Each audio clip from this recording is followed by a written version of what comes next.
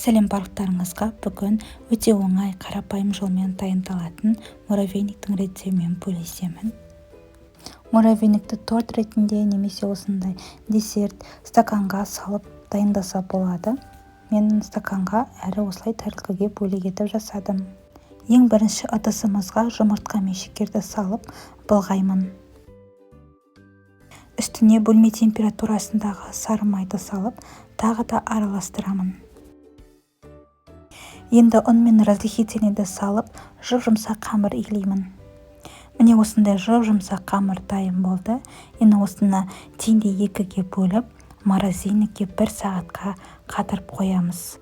Бірінші пешімізді қосып қоямыз. Пергамент қағаз төселген формамызға үккіштің үлкен көзінен осылай қамырымызды теркіден өткізіп шығамыз. 250 градуста қызарғанша пісіріп аламыз. Муравейниктер тез піседі, сондықтан күйіп кетпеуін қадағалаймыз.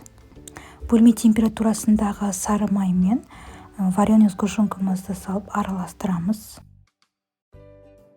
Муравейникке салып былғаймын.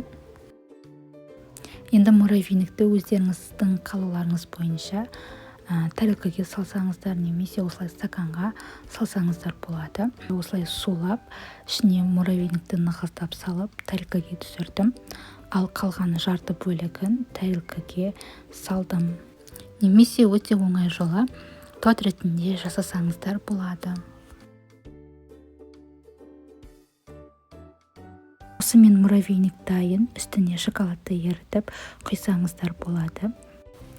Дәл осы рецептпен сіздер де жасап көріңіздер. Менің видеом ұнаса, комментарий қалдыруды ұмытпаңыз.